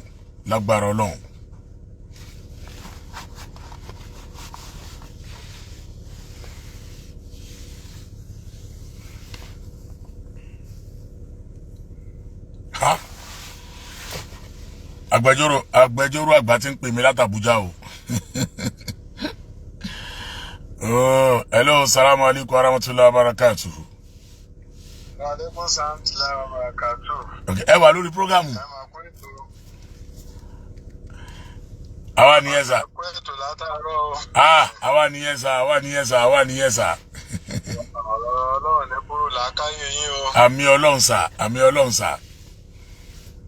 Ọlọ́run àti ààbò ẹ̀ tó dájú á máa wà pẹ̀lú yín o. Àmì Ọlọ́run bàbá, àmì Ọlọ́run sà. Ọkàn yín á balẹ̀ ara yín á lé o. Àmì Ọlọ́run sà, ẹ kú ọ̀rọ̀ màmá. Àmì. Àwa rẹ̀ ń jẹ́ o. Naam. Àtúnkù àbájáde kóòtù wọn lénìí. Ó lágbára o. Ṣé ẹ wà lórí program báyìí tó lórí program wa? Mo wà lórí program, mo wà lórí program. Okay sir. Okay, ẹ fẹ́ bá wa dá sí. Bẹ́ẹ̀ni mo fẹ́ dá sí. Ẹ jọ̀ọ́, ẹ jẹ́ kí n sáré ọ̀rọ̀ barrister Olóbì ti fẹ́ tán. Ẹ jẹ́ kí wọ́n sáré sọ̀rọ̀ ẹ̀ tán kí wá pè yín kẹ́ wá dá sí fully. Mo fẹ́ kẹ́ gbọ́ nǹkan kan tí gbogbo ayé gbọ́ nǹkan kan tó sọ bẹ́ẹ̀ yẹn. Ẹ ṣé sà. Wọ́n follow program yìí back to back. Àti mo dé kóòtù lénìí tí mi ò tiẹ̀ ti rí mo bẹ̀rẹ̀ sí wà bí tó mo pè é wà ó wá sọ bí tó ń wà fún mi mo lọ bá. Ìyẹn barrister bank. Tí ó dẹ̀ kó rí bẹ́ẹ̀ tó gbé sínú ẹ̀dẹ̀ mo jẹ́ bọ̀ èmi ò fẹ́ kí n dúró pé senior mo ká ti achieve bẹ́ẹ̀ ni ká ti achieve objective wa ló paramount lọ́kàn tì mí mo lọ́wọ́ tó báwo ni o ó ní kò sí problem lánàá ó ní ká withdraw preliminary objection to file ilé ẹjọ́ ò ti ká rí withdraw lápẹ́ ní ọ̀sí around. Láàrin yìí tẹ́ ẹ bá understand èèyàn méjì ló gbéṣẹ́ fún wọn lọ́tọ̀ọ̀tọ̀ wọ́n jọ ṣiṣẹ́ ẹyọ kan náà. Àwọn kan gbéṣẹ́ fún barrister bank àwọn ní say lórí barrister bank. Àwọn kan gbéṣẹ́ fún barrister Olóbì àwọn ní say lórí barrister Olóbì. Ọ̀tọ̀ ní mission àwọn méjèèjì pẹ̀lú àwọn tó gbéṣẹ́ fún wọn. Ọ̀tọ̀ ní tí barrister bank fẹ́ ṣe pẹ̀lú àwọn tó gbéṣẹ́ fún wọn. Ọ̀tọ̀ ní tí barrister Olóbì fẹ́ ṣe pẹ̀lú àwọn tó gbéṣẹ́ fún wọn. Bá rò láàkà ìwà pẹ̀lú bẹ́ẹ̀ mi sọ̀rọ̀ láàkà ìtẹ̀mí yìí ẹ rí wípé kíní yẹn ń jọ bẹ́ẹ̀. Kíní yẹn ṣe kíní ó ń jọ bẹ́ẹ̀. Ó lè máa jọ bẹ́ẹ̀ lọ́dọ̀ títí ẹ o àmọ́ lọ́dọ̀ títẹ̀mí o ó ń jọ bẹ́ẹ̀. Ibi tá ṣe tí ń wá tágbára tí ń wá ọ̀nà méjì ni lórí ẹnìkan. So at the court considerably èmi náà ni màá announce appearance here but bí mo ṣe announce appearance here tó gbà àwọn lọ́yà ikú náà gbà àwọn tán prosecute àwọn náà nígbọ́n mi sí omi ò tí ó díẹ̀ tó pé adájọ́ dẹ̀ resolve ẹ̀ amicably pé ó dáa ẹni báyìí ni kò bẹ̀rẹ̀ sí dúró fún àwọn ògo Ìlọrin lórí kéèsì tí wọ́n resolve tiwọn pàtó kan ti wá gan ni mi ò lérò pé ó lè fa wàhálà kankan pẹ̀lú gbogbo àwọn akitiyan tí a ti ṣe sẹ́yìn but suddenly. Akitiyan tó ti ṣe sẹ́yìn ni wípé wọ́n ti bára wọn sọ̀rọ̀ inú ọ̀rọ̀ tí barrister Olóbì sọ́nsẹ̀ ní pípa tóun dé kóòtù láàárọ̀ gẹ́gẹ́ bí senior kò yẹ kóun lọ bá barrister bank òun tó wá fi àyè lẹ̀ kóun tó lọ bá níbi tó wà barrister bank dẹ̀ ní kò sí problem gẹ́gẹ́ according to kò sí problem o tábà ti dénú kóòtù kò sí wàhálà a máa withdraw ẹyọ kan a máa submit bail application rẹ̀ bó ṣe máa gba bail ẹ̀ dájúdájú ohun tí wọ́n jọ sọ gẹ́gẹ́ bí akitiyan tí wọ́n ṣe sẹ́yìn ó ní Mr. Barrister Olóbì sọ yìí o. Barrister Ademola Banks bá tún dìde pé ọ̀rọ̀ tí mo sọ pé òun fẹ́ pé ká fẹ́ withdraw ordinary objection tó ń file pé òun wà ní court òun lòun wá withdraw ẹ̀ fún rárá wọn. sọmọ bókú mú nìyẹn. àwọn agbẹjọ́rò ìjókòó tó wà ní court náà dìde wọn náà sọ̀rọ̀ pé rárá èmi gbogbo tí mo bá ti sọ náà ló bind àwọn méjèèjì.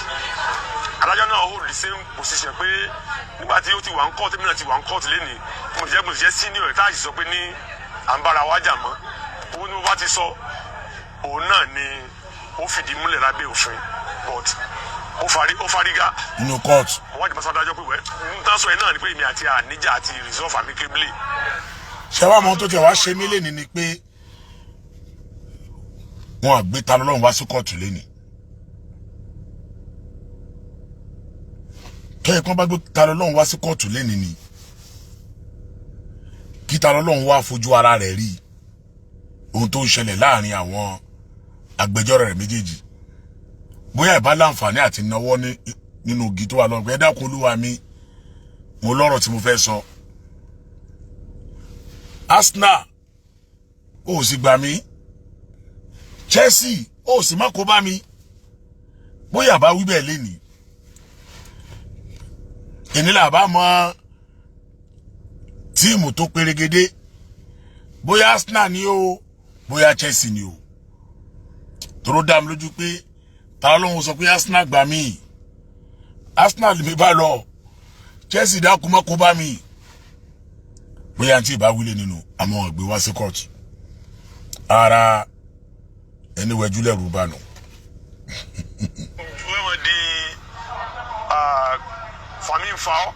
Bọ́lá Nelson bẹ́ẹ̀ ni àgbàdá méjèèjì jọ ń fa wàhálà níwájú adájọ́ ara barrister kí lorúkọ adájọ́ ẹni barrister George Ibrahim àbí justice àbí George àbí kí lorúkọ wọn dàpọ̀ Ibrahim náà ń jẹ́ máa yóò dẹ̀gbá nonsense pé mo ti fún yín ní grace kẹ́ lọ settle lé yín àárín ara yín ẹ rí i pé ẹ ti settle ẹ kóra ikú wájú mi ẹ mú déètì mi ìráyè àti gbọ́ ìráyè ẹjù fáńfà kankan. àti jẹ́ kí ilé ẹjọ́ gbọ́ tó wà níwájú àwọn èso ká mú déètì mi ìdíhò pé àjọba bíi next adjournment date àti gbọ́ra wáyé ó jẹ́ nǹkan tó gbà mí lọ́jọ́ pọ̀ jù. ìyá Ọlọ́run bá sanyí lẹ́sàn-án. torí wọn mùsùlùmí ará àwọn mùsùlùmí wa wọn náà ń sọ pé àwọn pé ní àwọn sọ̀rọ̀ yìí kí ló tún dé. wọ́n rà mú program kan lórí Facebook lánàá tí bàbá sàkámà sọ pé ọ̀rọ̀ yóò fẹ́ yí àwọn mọ́ o. ìyá wa gan mọ́. juwọ́ ju sẹ́lẹ̀ lórí ọ̀rọ̀ kéèsì Abdulaziz Adégbọlá màmá yẹn ti wá bẹ̀bẹ̀ àwọn àgbẹ̀ náà ti kọ́ lẹ́tà fúnra rẹ̀ láti bẹ̀bẹ̀ pé àwọn rẹ́ẹ̀dì kò pò ń bẹ̀ but tèmi yìí ló tún wáyé pé ní àwa tó yẹ kí àdọ́gba tá a ṣe ti dé bíbélì wa ti dọ́gba látún takora wa. ta ló wà nídìí ọ̀rọ̀ yẹn ìwé káwọn yẹn sọ̀rọ̀ lé lórí lálẹ́ yìí nìyẹn ta ló wà nídìí ọ̀rọ̀ yẹn àwọn mùsùlùmí sọ pé àwọn ò jà mọ́ báyìí wọn ò jà mọ́ tí wọ́n mì ní òkè pé wọn ṣẹjọ́ lọ mọ́ o ẹjọ́ yìí ń lọ o ẹjọ́ yìí ń lọ o àfi tí Tani Olohun bá tó bá gbé kọ́ọ̀dù jẹ́ pé ó dáa ẹ bá mi withdraw ọgbẹ́ ẹjọ́ yìí tán pátápátá o ẹ understand lórí ká gba béèlì ẹ̀ ní o àwọn ẹ̀yà àwọn lọ́ọ̀yà ní UK àwọn ò takò ẹ jẹ́ ká gba béèlì ẹ̀ ta ló wá ń di ọ̀rọ̀ àwọn wo náà ń pè ní àwọn tó gbéṣẹ́ fún wa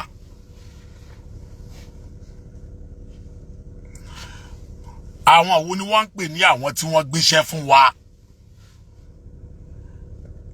ẹ̀wọ̀n dá láyìn àárín yẹn àwọn tó gbéṣẹ́ fún wa wọ́n bá wa sọ̀rọ̀ wọ́n bá àbáyé sọ̀rọ̀ wọ́n láwọn ti bá barrister báǹkì náà sọ̀rọ̀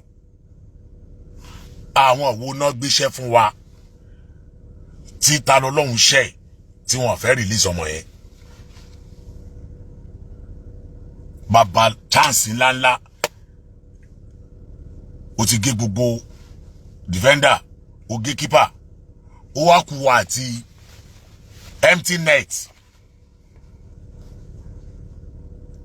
kó ra táàpù bọ́ọ̀lù báyìí kó dẹ̀ wọlé sínú net ló bá tún gbá bọ́ọ̀lù ló bá tún bá post ó bá pòlù báyìí bọ́ọ̀lù ló bá tún ta padà on the 19 ó tún di on the 30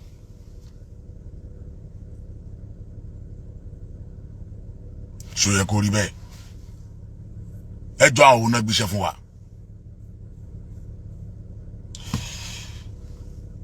Èmi mọ̀ tó gbéṣẹ́ fún wa o.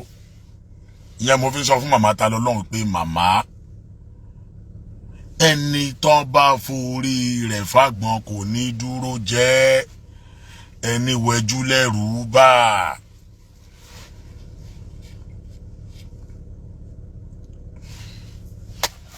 It's left to you. Àwo wí tiwa.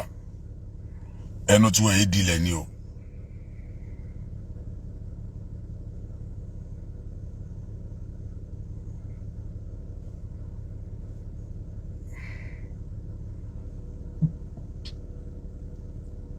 Ẹnu mi yé dilẹ̀. Bí àwọn ọjọ́ mi lẹ́nu ń gbà kékeré ni I don't know. Ajiwa sí àmàwò máa pè yín tí máa ṣe tán ṣẹgbọ́. Lọ́yà olóbì ló dùn ún gan o. Fẹ́ pé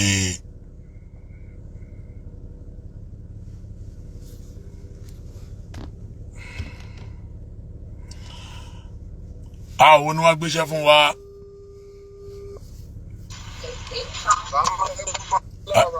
Alo salam sa, bàbá wa ṣe dáadáa lẹ́wà sa.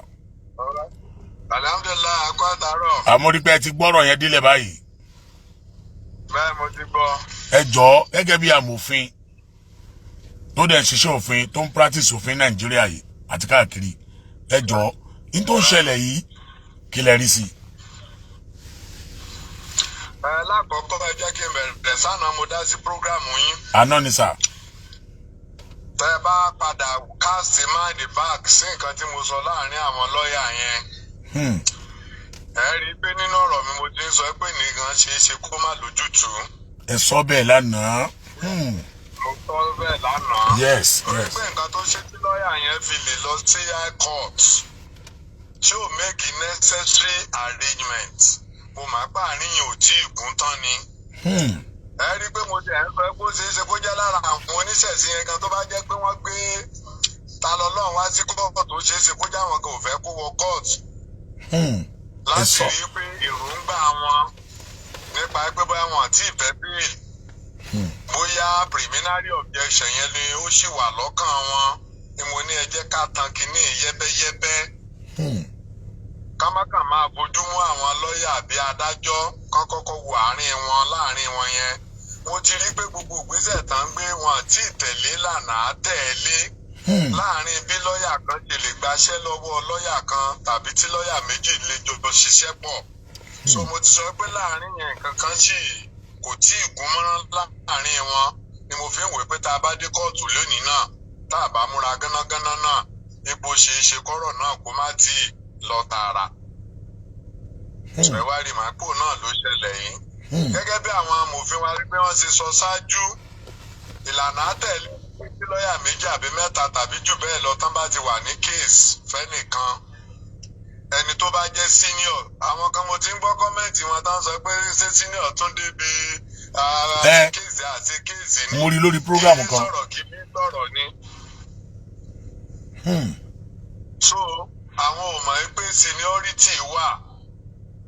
Tí lọ́ọ̀yà méjì mẹ́ta bá ti ń dúró fẹ́nìkan tó bá jẹ́ senior jù gbogbo nǹkan tó bá ti sọ ó sọ̀rọ̀ on behalf of àwọn tó kù náà ni. Pàápàá jùlọ ńgbà tán bá ti wà níjòkó kì í ṣe pé wọ́n sí ń bẹ̀. Torí adájọ́ àmọ̀ pé tó bá sọ nǹkan tó yàtọ̀ sí nǹkan táwọn ń fẹ́ olórí ọ̀fẹ́ láti náwó pé adájọ́ ẹ jọ̀ọ́. Tí lọ́ọ̀yà kékeré tí ò jẹ́ tó bá jẹ́ tó junior sí senior pátápátá nǹkan tó lè lórí ọ̀fẹ́ láti sọ̀rọ̀ rárá níwájú adájọ́ ni senior yẹn ni ó sọ wípé èmi mi fẹ́ sọ̀rọ̀ mo yọ̀ǹda kan lára àwọn junior mi kó máa bá kéèsì lọ. Òun ni ó gba àtẹ lọ́wọ́ adájọ́ torí ńgbà míì èèyàn á fẹ́ kí junior kó kọ́ṣẹ́ kí senior kó wá máa help ẹ̀ lábẹ́lẹ̀ díẹ̀díẹ̀. Ṣùgbọ́n senior yẹn tó bá ti jẹ́ pé àjọmọ̀ àtijọ́mọ̀ àgbókè junior ni a fẹ́ kó ṣe kéèsì yìí. So senior yẹn ló máa announce gbogbo wọn àbá jẹ́ mẹ́wàá àbá jù bẹ́ẹ̀ lọ senior àkọ́kọ́ announce gbogbo wọn gẹ́gẹ́ bí ọ̀gá láàrin wọn. Ìgbà tó bá wá àná sí wọn tán tó bá wà wù tó bá fẹ́ kíkan nínú wọn kó máa bá kéèsì lọ á wá dìde á sọ fún adájọ́ ẹ jọ̀ọ́ mo fẹ́ kíkan nínú junior mi pàápàá junior eléyìí òní kó máa bá kéèsì lọ tó bá dẹ̀ ti wá sọ pé kí junior yẹn máa bá kéèsì lọ òun senior wá lẹ́nu ọ̀rọ̀ mọ́. Okay. Kò ní lè sọ nǹkan kan mọ́ junior yẹn ó wá ṣe dáadáa o. Kò ṣe dáadáa o. Òní ò mọ̀ ṣe lọ tó bá kàn lórí ọ̀fẹ́ láti máa whisper sí létí tàbí láti máa kọ instruction kéékèèké sínú pépà kó dọ́gbọ́n máa tì sí òun senior yẹn ò wá ní lẹ́nu ọ̀rọ̀ mọ́. Toro ti gbàṣẹ ó ti gbé àṣẹ rẹ̀ lẹ̀ sorry sir senior yẹn ti gbé àṣẹ rẹ̀ fún junior. Ó ti gbé fún junior so kò náà wá ní lẹ́nu ọ̀rọ̀ mọ́. Kò lè dìde bóyá sí junior yẹn wá ń ṣe mistake kò lè dìde kó lóun fẹ́ correct ẹ̀ mọ́. Wasiu Adeyemi, you are welcome chairman. Bákan náà sà ọ̀rọ̀ barrister Olobi àti barrister Bank ń sìn barrister Olobi ní senior barrister Banks bẹ́ẹ̀ ni. barrister Olobi fẹ́ gba béèlì Tani Olohun gẹ́gẹ́ bí senior barrister Bank fẹ́ balẹ̀ ẹjọ́ fà á. So ó mì ní pé àárín wọn ò tí ì gún náà táàrin wọn bá ti gún barrister Olobi nígbà tí barrister Banks ti wà ń bẹ̀ ó lè withdraw preliminary objection yẹn. Ó mì ní pé adájọ́ á ti wá rí pé kì í ṣe lọ́ọ̀yà ẹyọ kan mọ́ ni Tani Olohun gbà wọ́n ti di méjì wọ́n ti di mẹ́ta ṣùgbọ́n nǹkan ló máa gbẹnu sọ fún gbogbo wọn yẹn. So nǹkan tó bá dẹ̀ ti sọ nígbà tí báǹkì ti wà níjòkó yẹn Olobi ti wá ní agbára lábẹ́ òfin láti withdraw preliminary objection yẹn.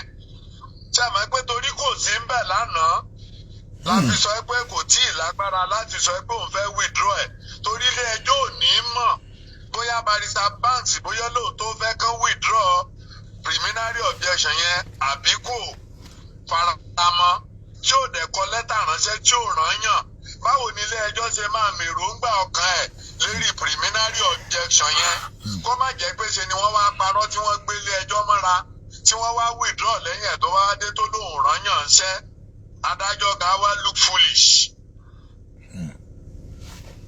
Bọ̀ǹgbà tó ti wá wà ń jòkó nǹkan tó fi wá sọ ní pé àwọn méjèèjì wọ́n ti di ẹyọ kan náà. Ó ní òsìgbà kí lọ́ọ̀yà méjì máa sọ̀rọ̀ pọ̀ kélé sọ díẹ̀ kí kejì sọ díẹ̀ tó dà jẹ́ pé nìkan ni wọ́n dúró fún.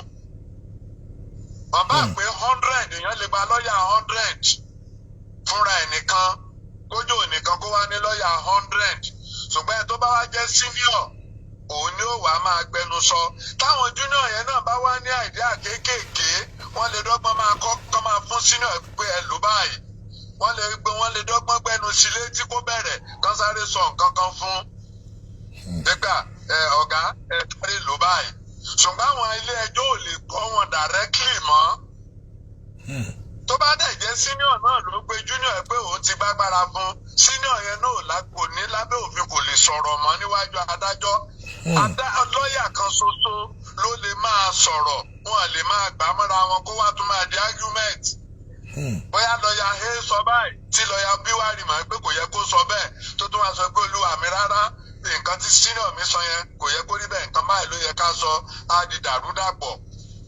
So nǹkan tí ìlànà tẹ̀lé lálẹ́ ni pé bọ́n ṣe pé méjì yẹn ẹni tó jẹ́ senior ló máa gbẹnu wọn sọ̀rọ̀. Ìyẹn Olobi. So bank ó lè withdraw preliminary objection tó bá jẹ́ pé banks ti faramọ́ ẹ pé kán withdraw kò ní ìdí pé kó wá dìde kó lóun fúnra lòun máa withdraw ẹ̀ ìlànà òfin ò gbà bẹ́ẹ̀. Hello sir ọ̀rọ̀ yìí ó ń clear lọ́ọ̀yà Olobi barrister Olobi dìde ó introduce barrister Banks báwọn méjèèjì làwọn wá fún Tani Olohun gẹ́gẹ́ bí senior. Ó ṣe yẹ kó lọ níbẹ̀ yẹn nìyẹn. Nínú òfin gẹ́gẹ́ bẹ́ẹ̀ ṣe sọ yìí ṣe mọ̀ pé ẹnìkan ló ń fẹ́ gba bail ẹnìkan ló ń fẹ́ balẹ̀ ẹjọ́ fà á náà fi ní kọ́ wálé ní káàmù ìtọ́ fẹ́ ṣe.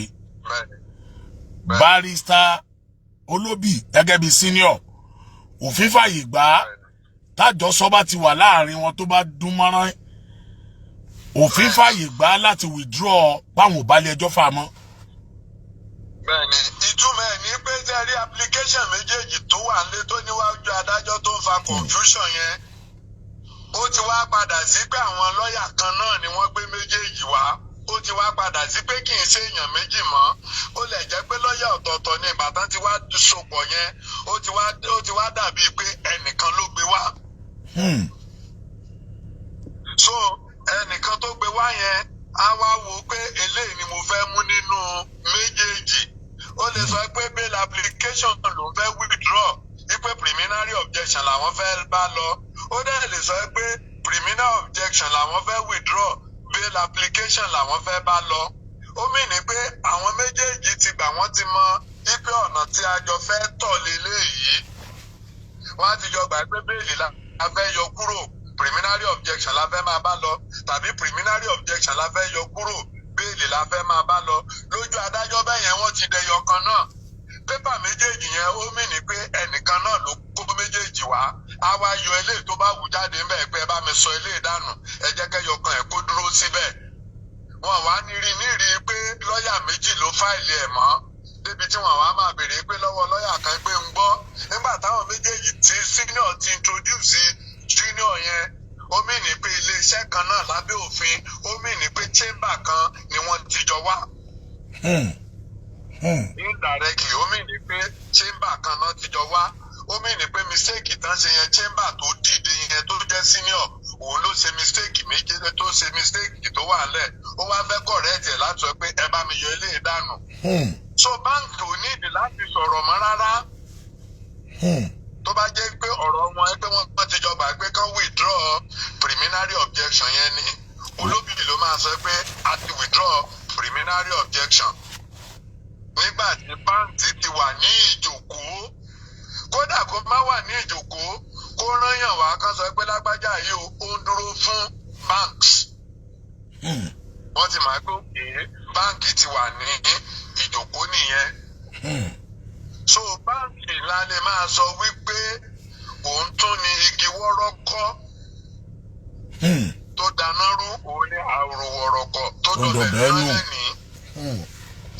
Inú senior náà dẹ̀ ní wá dùn yín pé òun wà lórí ìnàró junior tó wá fẹ́ máa gba ọ̀rọ̀ mọ́ mi lẹ́nu insubordination nìyẹn disrespect fún senior nìyẹn.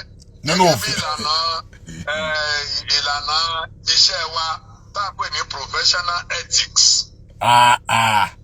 Àwọn Yorùbá kan sọ pé kágbàlagbà máa sọ̀rọ̀ kọ́mọdé kó máa wòran ni. Ṣùgbọ́n àgbàlagbà ń sọ̀rọ̀ ọmọdé ti báǹkì ò fẹ́ wòran. Òun ló ń láì díà. Ó ló ń láì díà.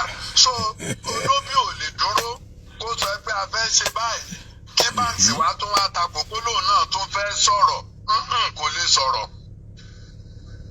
Ọ̀nà tó fi lè gbà sọ̀rọ̀ ni pé olóbì á sọ pé èmi kọ́ ni mo fẹ́ ṣe kéèsì yìí torí pé mo jẹ́ senior ni mo fi ànáǹsì wọn ẹ jọ̀ọ́ ẹ jẹ́ kí junior mi kó tẹ̀síwájú. Ló bá parí. Ó ní pé tó bá ti wá gbé iṣẹ́ yẹn fún banks tí banks bá wá withdraw preliminary objection ẹ̀ tán bá fẹ́ máa bá bail application lọ banks náà ló máa tún máa continue pẹ̀lú bail application yẹn.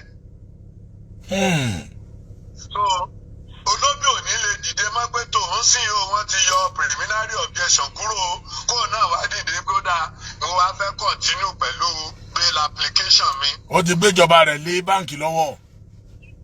Ó ti gbélé lọ́wọ́ ló máa parí iṣẹ́ gbogbo lọ́jọ́ yẹn. Bákan náà sà ẹ jọ̀ọ́ ǹjẹ́ ilé ẹjọ́ magistrate court yẹn ǹjẹ́ ó lágbára àti lè gbọ́rú ẹjọ́ kéèsì Tani Olohun yìí? Ẹ má jà sọ̀rọ̀ lọ́bẹ̀ kó má dàbí pé a ti ń preempt nǹkan tí ilé ẹjọ́ máa dá tó bá jẹ́ preliminary objection. So oníkálukú á ti bí àwọn nǹkan tó ibi tí kóòtù bá tí ì ṣiṣẹ́ dé. Ká má ti ṣiṣẹ́ débẹ̀. Láti máa sọ pé ó ṣe é ṣe báyìí. Kọ́ máa ní court sẹ̀bílù Nàìjíríà tí náà ti ń dájọ́. Kọ́ máa ní bẹ́ẹ̀ ni tá a bá sọ báyìí tó bá lọ rí bẹ́ẹ̀ àwọn á ní wọ́n ti sọ bẹ́ẹ̀ náà ibi tí ó dá sí nìyẹn. So ibi tí kóòtù bá tí ì ṣiṣẹ́ dé àní lè sọ eléyìí tá à ń sọ àkàn rìpọ́ọ̀tù nǹkan tó ti ṣẹlẹ̀ ni. Ẹ jọ̀ọ́ ẹ jẹ́ wá béèrè báyìí defamation of character. Defamation of character. Àti religion critically and inside public disturbance.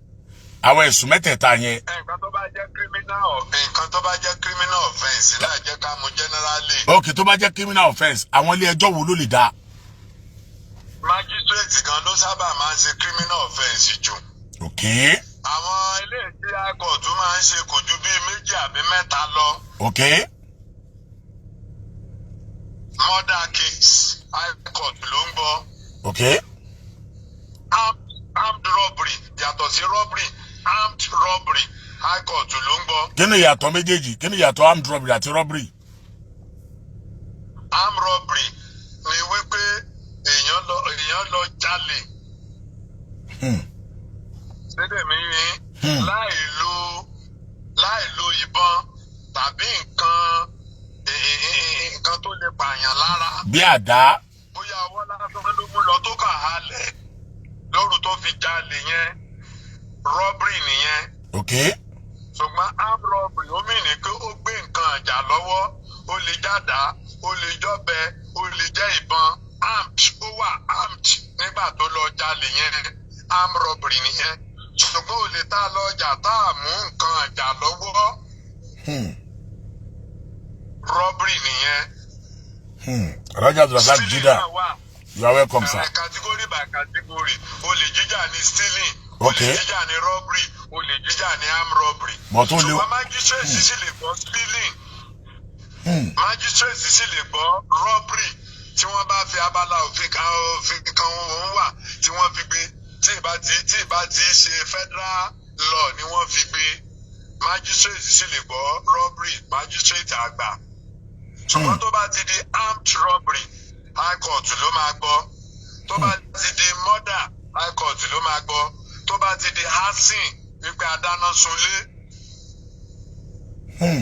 high court ló máa gbọ́.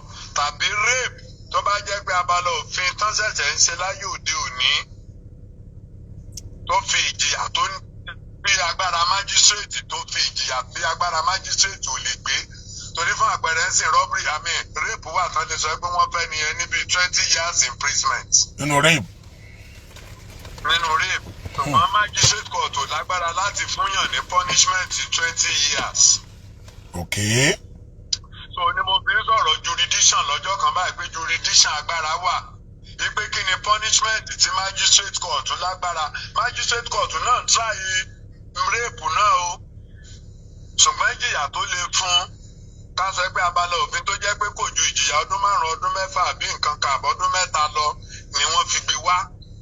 Magistrate court àgbọ̀ ṣùgbọ́n tó bá jẹ́ abala òfin tó jẹ́ pé ó máa tó 20 years imprisonment ní rape yẹn magistrate ò ní lè gbọ́ high court náà máa gbé lọ ṣùgbọ́n gbogbo all other offences tó jẹ́ criminal magistrate court ló ń gbọ́. Bí defamation. Èmi ni assault o èmi ni gbogbo àwọn offence mi pẹ́pẹ́pẹ́pẹ́pẹ́ yẹn so criminal cases tí magistrate ń gbọ́ gan ó pọ̀ ju ti high court lọ. So àwọn tó sì kéèsì bá ti jẹ́ criminal offence tán bá sì gbé lọ sí magistrate tí ìbá ti ṣe armed robbery tí ì ṣe murder olójú criminal offence tí magistrate ò lè gbọ́. Magistrate ò lè gbọ́ wọ́n pààyàn sí.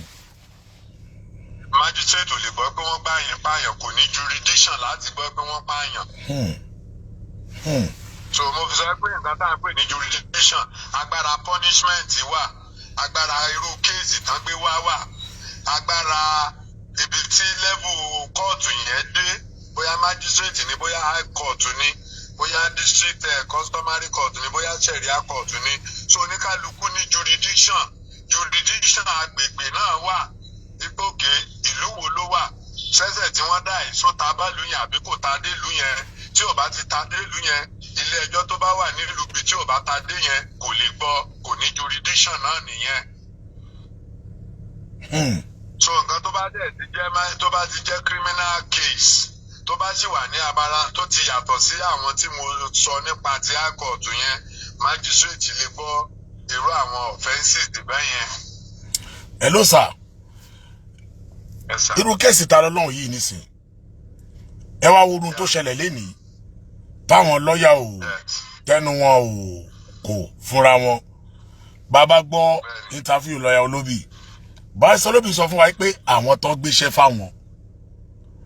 Wọ́n ti bá wọn sọ̀rọ̀. Wọ́n dẹ̀ sọ pé wọ́n ti bá Barrister Bank náà sọ̀rọ̀. Bọ́rọ̀ ṣe ń lọ yìí. Tí Barrister Bank ó bá sọ pé òun ò ní withdraw preliminary objection. Tí lọ́yà Olóbì náà sọ pé òun ò ní withdraw tòun o. Pé òun ò ní withdraw tòun o. Kí ni ó ṣẹlẹ̀ níwájú adájọ́? Nǹkan tó máa ṣẹlẹ̀ náà ni pé eléyìí tó máa kọ́kọ́ gbọ́ ni preliminary objection. Torí ńgbà tí kóòtù bá tó mọ̀ ẹ́ pò ń lágbára láti ṣe kéèsì ló tó máa kí ọrùn bọ́. Wọ́n lè fà yẹn tó bí oṣù mélòó? Wọ́n lè fà yẹn tó bí oṣù mélòó? Wọ́n lè fà yẹn tó bí oṣù mélòó? Gẹ́gẹ́ mo ṣe sọ lánàá lọ́ọ̀kì ní ẹ̀rí pé lè ní bá àwọn sọ pé àwọn gbìyànjú pé bóyá káwọn mú Monday. Ṣùgbọ́n mo ṣe máa sọ pé dáyárì adájọ́ gbà mí. Ẹ̀rí pé torí dáyárì adájọ́ kò accommodate Monday. Táìmù tí ó lè accommodate ní 30 yẹn òun ló súnmọ́ jù. Ní dáyárì adájọ́ tó lè accommodate. Wọ́n tẹ̀ ní lọ́ọ̀kì tá adájọ́ fúnra ẹ̀ sọ pé kán lọ mú déètì. Adájọ́ mi fúnra wọn ló máa sọ pé ẹ padà wá ní January. January yẹn ti mọ nǹkan tẹ́ bẹ́ẹ̀ sí ẹ ti serious. Abínú anìkan fún wọn ní déètì January tán bá parí New Year kẹ́ padà wá. Ló bá parí o. Ẹgbẹ́ gbà yẹn ara oníkálukú á ti balẹ̀ orí wọn á ti pé wọn á ti mọ nǹkan tán fẹ́ ṣe. Ṣùgbọ́n adájọ́ náà sì ṣe dáadáa náà ó yẹ kán tún kiri adájọ́ kán tún yìn. Torí wọ́n sọ gẹ́gẹ́ mo ṣe gbọ́ ó ní kán lọ sí registry kán lọ mú déètì fúnra wọn kò impose déètì lé wọn lórí. Ṣùgbọ́n gbà táwọn náà wò títí wọ́n rí màá pé ibi tó yá jù tí adájọ́ tó lè accommodate òní 30 October yẹn. Ṣùgbọ́n tó bá máa já dájọ́ fúnra ẹ̀ ló máa wù báyẹn tákàn wípé àwọn ilé wọn àgbádùn wọn serious wọn àmọ́ nǹkan tán ṣe. Ẹ ń dalé ẹjọ́ mi láàmú. Sáà pé kí wọ́n dá ọ láàmú. Ẹ ń dà mí láàmú. Bẹ́ẹ̀ni so abínú àjù sí January nígbà tó bá máa dìgbà yẹn gbogbo nǹkan tán bá fẹ́ yanjú wàá fún wọn ní gbogbo orí ọ̀fẹ́ tí wọ́n ti yanjú gbogbo ẹ̀ tán tí ò ní sí pé wọ́n padà dé wípé ọ̀rọ̀ wọn ò tún yíra mọ́ á fún wọn ní táìmù dáadáa tó máa ga ju ìbéèrè wọn lọ. So ìgbà tán bá wá dé wọn ní reason láti sọ pé nǹkan kan báyìí ló sì ń dí wọn lọ́wọ́ wọn á ti ní gbogbo àsìkò tó ànító àti àníṣẹ́kù àsìkò adájọ́ mi à ń ṣe bẹ́ẹ̀ fún wọn ṣùgbọ́n èmi bá wọn dúpẹ́ lọ́wọ́ adájọ́ eléyìí tó ní ẹ lọ sí registry ẹ lọ wo time tó bá possible gbàtàn kọ́kọ́ tán fẹ́ kọ́ mú Monday ìjọ mẹ́rin ìní àwọn náà rí màá pé kò convenient fàdájọ́ ìgbà tó convenient fàdájọ́ tó yá jù òun ni 30 yẹn jọ mẹ́wàá péré nìyẹn tí ọ̀ká ládájọ́ fúnra ẹ̀ pẹ̀lú wọn ló ṣe bínú yẹn ló ṣe sọ pé fúnra ẹ̀ ló máa fún wọn déètì akàn ti kọ́lé akàn gborí sókè á ní ẹ padà wá ní January 7. Hello sir. ẹ ti gbádùn New Year yín sẹ́yìn ẹ sà. Ṣé mọ̀ pé Tani Olohun tún ní ẹjọ́ kan lọ́dún 24 Tafa Labib. Bẹ́ẹ̀ni. Ṣé wọ́n á gbé wá láti correctional center wọ́n á gbé wá sí kóòtù ni?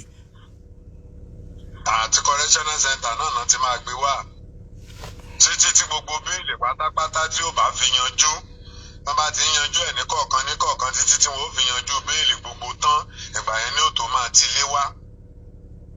Tó bá ní kéèsì 10 báyìí tán bá yanjú 9 tí wọ́n bá ti yanjú 10 àti correctional center náà ni ó ti máa wá. Ó ní òfin béèrè pé ṣé wọ́n ti perfect di upper area court kan tẹ̀ mọ́ pé yẹn ti kúrò ńbẹ̀. Wọ́n ti perfect ẹ̀ lùkọ́ tó bá ti perfect ẹ̀ wọ́n ì perfect ẹ̀ sà tó bá ti perfect ẹ̀ wọ́n á ti sọ fáwọn lọ́ọ̀yà. Wọ́n á ti sọ eléyìí tó tún àpíìlì lọ sí high court tó bá tún ti gbọ́ yẹn náà tí akọ̀ tó bá sọ pé òkè wa tún fún ní bẹ́ẹ̀lì fún ti májísírèètì àkọ́kọ́ torí àwọn kan ti ń dàpọ̀ wọn àmọ́ gbọ́dọ̀ pé kéèsì méjì ló ní májísírèètì báyìí bẹ́ẹ̀lì àkọ́kọ́ adájọ́ yẹn ti dáyìn ó ti sọ pé òun ò fún wọn ní bẹ́ẹ̀lì wọ́n ti yanjú yẹn ní akọ̀t wọ́n ti ń àpíìlì yẹn kéèsì míì lélẹ̀ tí wọ́n ti ń fà tí wọ́n ti move application for bail ẹ̀yìn so eléyìí tán ti yanjú báwo yẹ kán ti perfect ti rí àkọ́kọ́ rí apá kọ̀ kí yẹn kán mọ̀ pé wọ́n ti perfect yẹ tọ́lọ̀ bá wọn ṣe tí àpíìlì wọn bá jẹ ní high court kán tún perfect yẹn tí adájọ́ májísírèètì lè tí wọ́n ń fà lọ́wọ́lọ́wọ́ lé ní náà